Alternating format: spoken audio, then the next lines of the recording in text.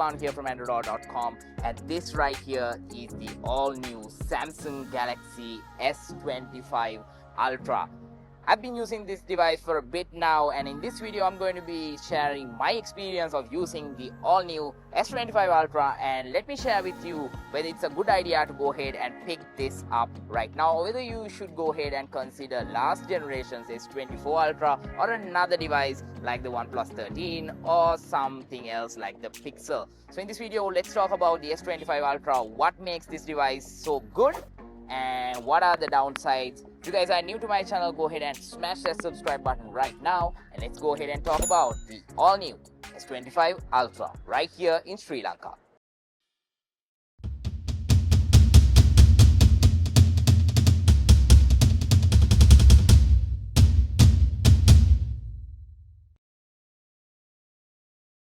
Alright, so first off I want to talk about the S25 Ultra, starting off with the design, because the design this time around is one of the key changes to the overall S25 package. So what I have here is the titanium black S25 Ultra, and it looks really sleek. If you guys can see, the design here is really nice with the titanium ratings around, and the titanium body this time around has been improved according to what Samsung has published about the device. And there are a couple of colors to pick from this time around. However, there are some online exclusive colors that we really can't get our hands on. At least here in Sri Lanka, it's quite difficult to get those. Even worldwide, you have to order it online to get those. So it's unfortunate that that's the case. But the black one, I think this time around will be a fan favorite, because even though the device is black, the titanium railings around it gives it this two-tone color, in my opinion, and it looks really nice. Even at the front of the device with the minimum bezels here, the device looks really good, and even the S Pen, when it's properly inside the device, it's really flush. And also the S Pen also comes in this gray color, so it's a two-tone finish that we get with the S25 Ultra over here. And one of the main improvement this time around is the rounded corners. If you guys can see over here, the corners are now rounded compared to the S24 Ultra. That's a major improvement, because with the S24 Ultra, one of the biggest complaints that a lot of people had was that the device is so boxy and for one-handed use and all of that, when you hold the phone just like this, you get fatigue over this particular section of the hand, because when you use it for a prolonged period, it gets really difficult to use this device. However, with the S25 Ultra now, they have fixed it, and now we have these rounded corners, and it's much more comfortable in the hand to use. But the device, overall, I think is still quite big.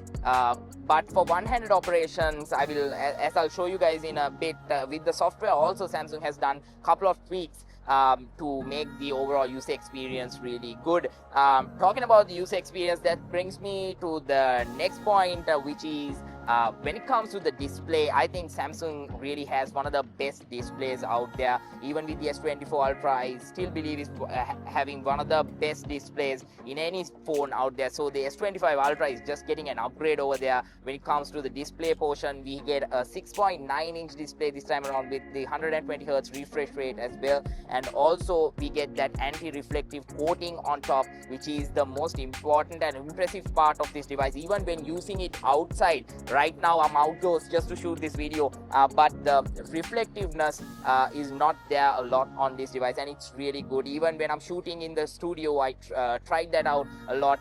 The light reflection, even in a studio environment, was not that much compared to other devices like the iPhone and all of that.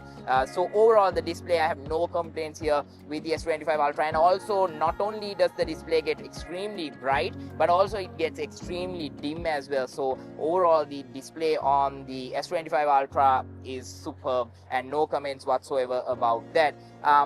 Next up, talking about the performance, because that's a key feature, key thing that a lot of users look for, right? How fast is this device? Well, the S25 Ultra is one of the fastest phones that you can pick up right now. It has the Snapdragon 8 Elite processor, and it just flies through anything that you throw at it. It packs a ton of features inside, and the performance on this device is really good. You use it for a couple of seconds and you'll understand what I mean, because it's just crazy fast. I would actually go as far as to call this the fastest Android phone that I personally have used ever, because it's really fast. And I actually went into the developer settings over here and actually disabled the animations and all of that, and the phone felt even faster. Even for games and all of those things, the phone really performs well, and I have no doubt that the S25 Ultra is just going to keep outshining most of the other flagship devices that are going to come because of this processor and the optimizations that Samsung has done with the device. And also they have tweaked up the battery also. This time around we have a 5000 milliamp hour battery with fast charging, fast wired and wireless charging. However, the battery life I think is really good, even after intense use. For the average person, I think you should be able to get at least 1.5 days of use out of the S25 Ultra, because of the optimization Samsung has done with both the chipset as well as with the software, and with the One UI skin on top, with all the optimizations that they have done. I think the battery life here on the S25 Ultra is top notch. However, I would have preferred if the battery capacity increased a little bit more. Ideally at least 6000 milliamp hours. We get 5000 with the S25 Ultra, but it is what it is. However, you can still use a power bank or something, a wireless charger or something to quickly charge it up, because this has, like I said before, both fast wired charging as well as fast wireless charging. However, another weak point that I see with the S25 Ultra is the lack of support for MagSafe standard. Now with the OnePlus series, we saw OnePlus actually giving the users the option to have the MagSafe connectivity, because if you have a lot of devices that support MagSafe, like in my case, I have a MagSafe accessory everywhere in my office studio, as well as even in my car. Like when I'm going somewhere, I just place it over there. It's magnetic, it just works. I don't need anything else. So not having that functionality with the S25 Ultra is a bummer. However, that is something that you can add through a third-party accessory. I saw a couple of case manufacturers actually introducing that feature, so you can actually try that out using that particular way. However, it would have been nicer to see that Samsung also integrating something like that on this device. Next up, let's talk about the S Pen, because that's another key thing when it comes to the S25 Ultra.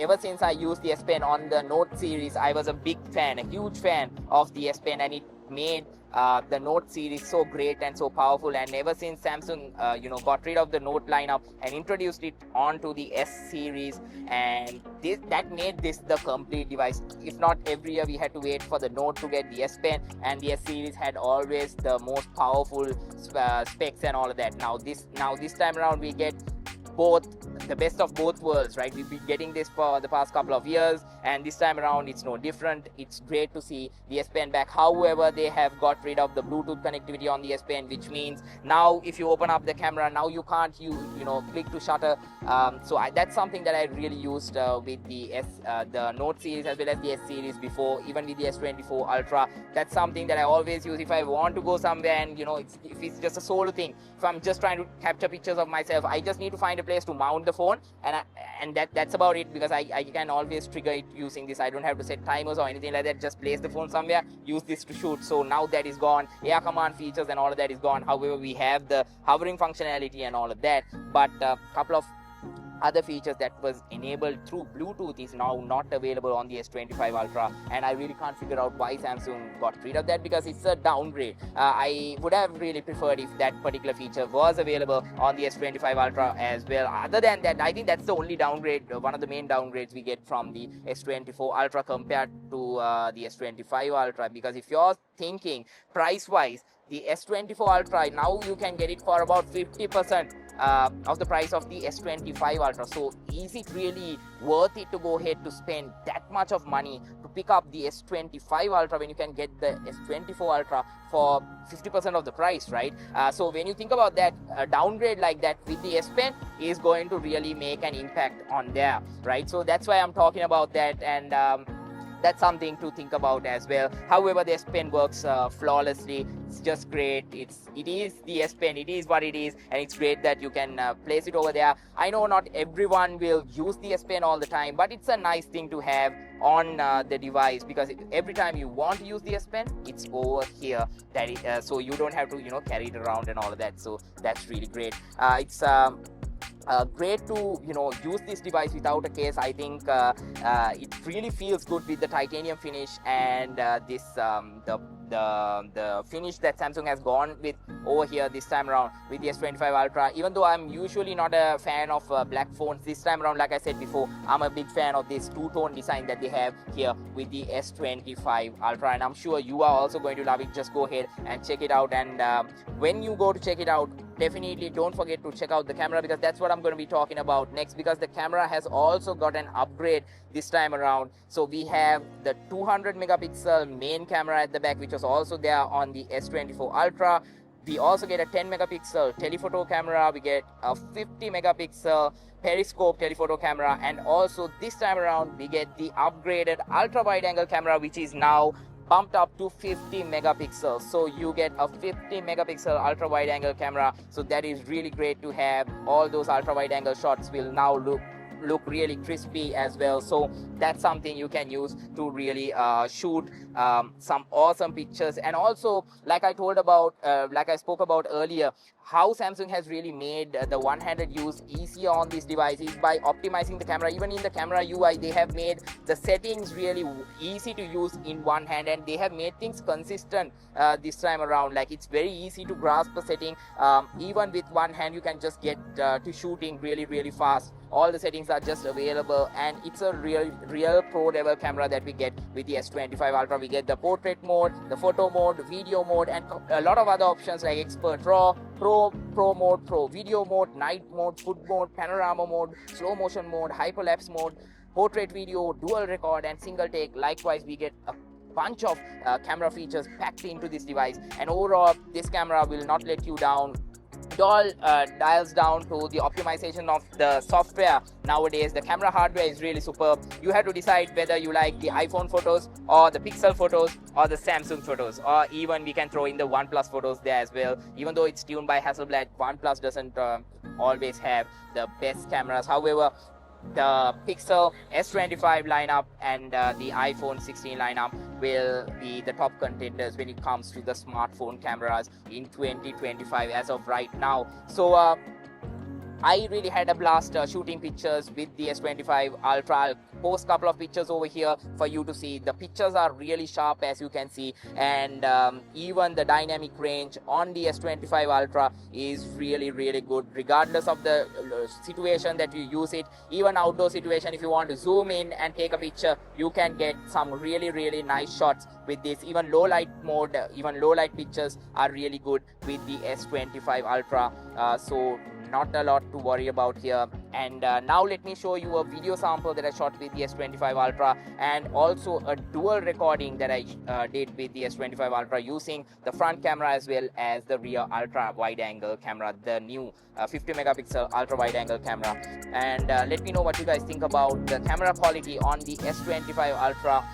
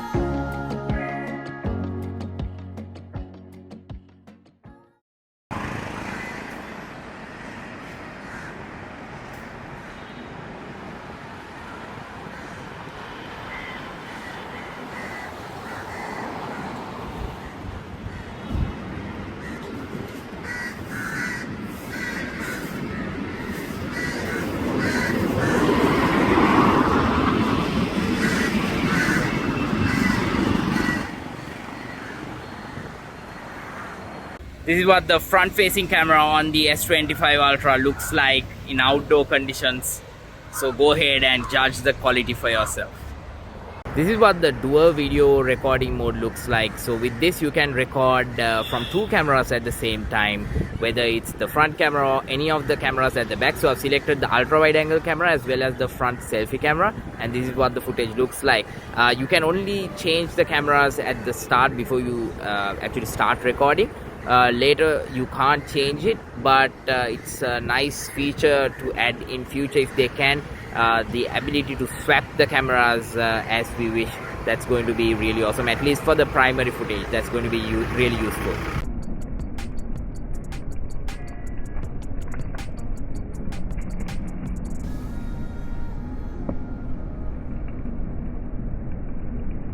The S24 Ultra already had a really good camera.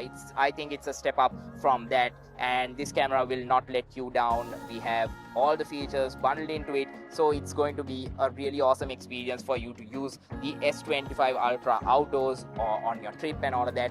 Pair that in with the awesome battery life of this device. I think it's going to be really good to carry this around. If you can only carry one phone, and if that has to be an Android phone, then this is it. But if you're tied into the Apple ecosystem, you have no other choice but to stick to your iPhone. And if you're using, for an example, Apple accessories like the Apple Watch, or like if you're using AirPods or whatever, if you're tied into that ecosystem, if you're using a Mac, then there are limitations when it comes to using the S25 Ultra, and that's one of the main things that's keeping me away from making this the only device that I use.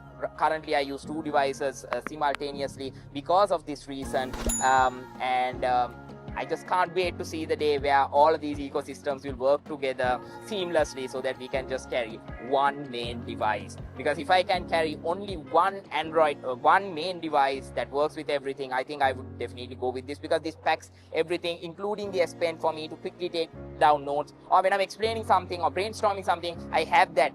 Every time I need it, it's there, right? It's just not like I have to carry it around. Like now with the iPad, with the Apple Pencil, I always have to think and carry the Apple Pencil with me. Otherwise, I will not have it. But with this, you don't have to think about it. It's there, right? And with the water resistance and all of that, I can use this anywhere I want, right? Even in the snow, or if I want to use it in the rain, or even in the pool. I've already done a couple of videos on those things in the past, so you can go and check those videos out if you want to see those experiences. Another thing I want to mention about the S25 Ultra is the addition of all these AI features. There's a bevy of features that Samsung has built into the S25 Ultra.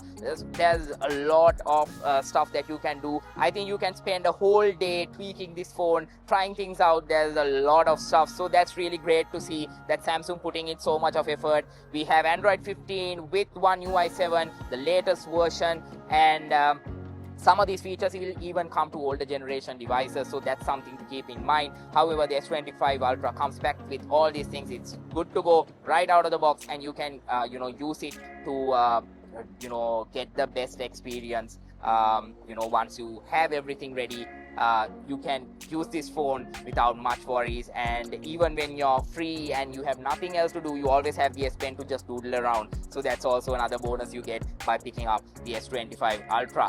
And I would say that when it comes to the design, the similarities here are quite close to the Z Fold 6 that I already made a video on earlier with the unboxing. I mean, the camera and all of that, even the boxier design this time around with the curved corners gives me a lot of vibes when it comes, it's very similar to me to the Z Fold 6. And I think that's a positive step that Samsung has taken over here. And overall, my experience is quite positive. But my only negative with the S25 Ultra is the price point, because in Sri Lanka, this is going to be priced around 500,000 Sri Lankan rupees. So at that price point, are you going to consider the S25 Ultra, or are you going to consider the S24 Ultra, which is equally good, or maybe the OnePlus 13, which is selling somewhere around 250,000-260,000 Sri Lankan rupees. So when you consider even that's having all the latest powerful specs, camera is optimized by Hasselblad, like I said before, might not be as good as the S25 Ultra. There is no S Pen and all that, but the price is just 50%, right? So you need to think about that. Or should you go ahead and go with the S24 Ultra, right? So think about that, because if budget is no issue, and if you have been long overdue for an upgrade, then definitely go for the S25 Ultra. It's really good. This phone will not let you down. So far, based on my experience, this is really good, and I would recommend it for anyone who's looking for a phone. However, if you have the S24 Ultra, S23 Ultra, even S22 Ultra, unless it's lagging or something like that, unless you're looking for that specific feature on the S25 Ultra, I would say keep using that until the S26 Ultra comes out, or why don't you wait a little bit more until the Z Fold 7 comes out, so that you get that unique experience with the foldable phone as well. So you can think about all these things and decide which device you are going to pick. At the end of the day, it's your hard-earned money. It's my job to share my experience with all of you after using the device.